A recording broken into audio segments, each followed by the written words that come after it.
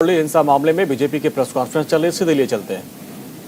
लेकर 22 तक का जो आंकड़ा है उसमें वो सब चीजें शामिल हैं जिसमें मॉब लिंचिंग भी है, जिसमें कम्युनल राइट्स भी हैं और खास तौर पर महिलाओं के मामलों में एक साल का आंकड़ा है 6337, जो सिर्फ गैंगरेप, दुष्कर्म, उत्पीड़न की घटनाएं हैं। इस तरीके से जो प्रियंका गांधी जी कहती थी लड़की हूं लड़ सकती हूं, ऐसा लगता है कि उन्होंने राजस्थान की बच्चियों को, मातृशक्ति और महिलाओं को इसी तरीके से बेबस और लाचार इतना कर दिया कि कोई पीड़िता एम्बुलेंस कर्मी से रोटी मांगती है तो उसकी अस्मत ले ली जाती है, कहीं कोई सुरक्षित नहीं है। और इसमें जो अब यक्ष प्रश्न है जिसके लिए हम सब लोग आपके बीच में आए हैं, राजस्थान की इस शांति को किसी ने खत्म किया तो उसके दोषी अशोक गहलोत जी हैं।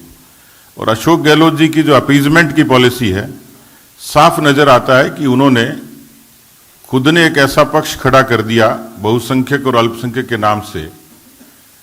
उनका पिछले 3 वर्षों का ट्रैक देखेंगे तो बहुसंख्यक अपने आप को त्योहार मनाने में भी हिचकते हैं, डर लगता है उनको। और इसके अनेकों ताजा तरीन उदाहरण हैं।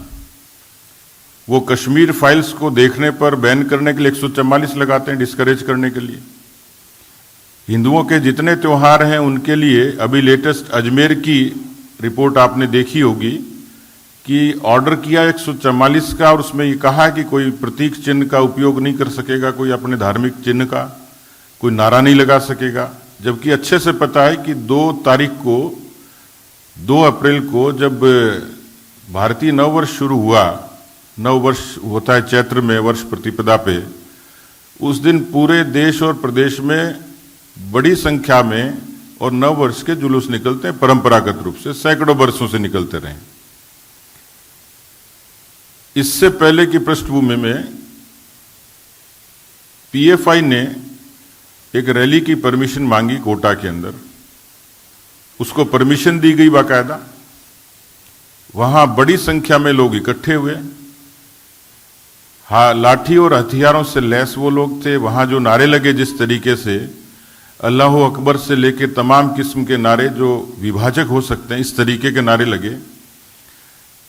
बीकानेर में इसी तरीके से जुलूस पर पाबंदी लगी, भीलवाड़ा पर लगी, और इसी तरीके से 144 को इंपोज किया जगह जगह उन जुलूस को डिस्करेज करने के लिए।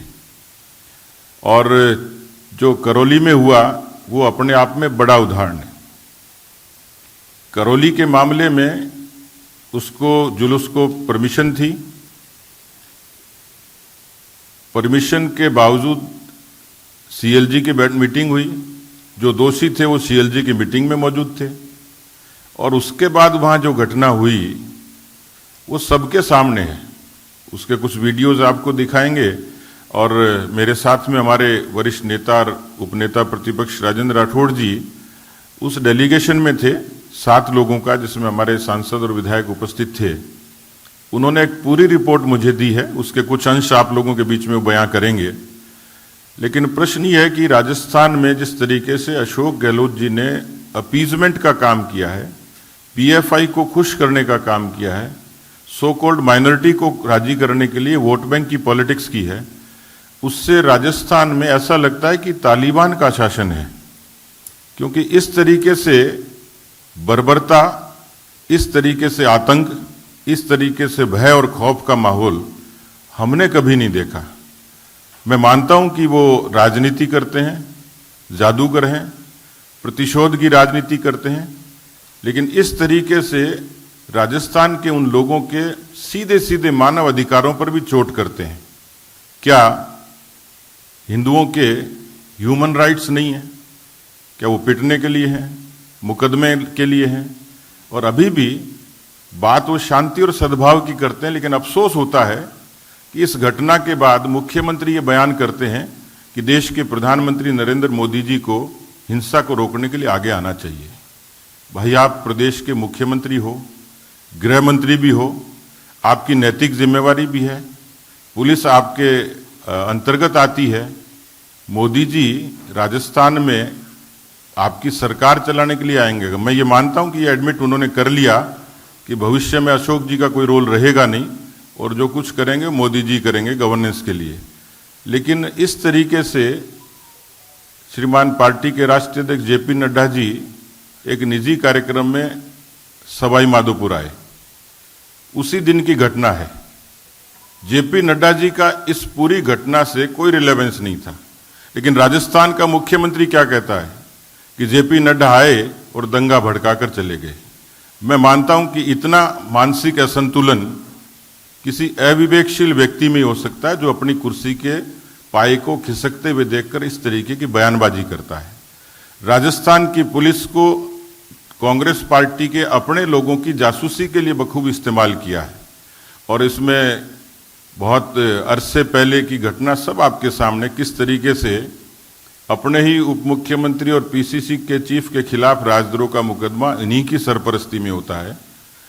राजस्थान में फोन टैपिंग इसकी चर्चा आम है, तो पुलिस को जन सुरक्षा की बजाय अपनी कुर्सी की सुरक्षा के लिए अशोक गहलोत जी ने डिप्लॉय किया हुआ है, डेप्यूट किया हुआ है।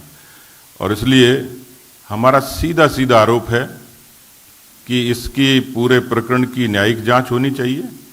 निर्दोषों को जिस तरीके से टारगेट करके और उस पे उनको पुलिस का दबाव देकर जिस तरीके से उनको हतोत्साहित करने की कोशिश हुई है, उस पर हमारा ऐतराज है। हमारे करौली के पूर्व चेयरमैन राजाराम है, उनके खिलाफ उन्होंने लगातार पुलिस ने एक आतंकवादी जैसा व्यवहार करके पुलिस उनके पीछे लगी। ऐसे इस तरीके के बहुत सारे लोग हैं, सैकड़ों लोगों पर। तो मुझे लगता है कि इतना बड़ा मसला था कि जो आप लोगों के समक्ष आना चाहिए था और देश के लोगों को भी इसके बारे में ठीक से जानना चाहिए था, किस तरीके से लगभग अब 2 प्रदेशों में बचे और उसमें भी जिस तरीके से राजस्थान की सरकार तुष्टीकरण कर रही है वो हम सब के लिए चिंता भी है।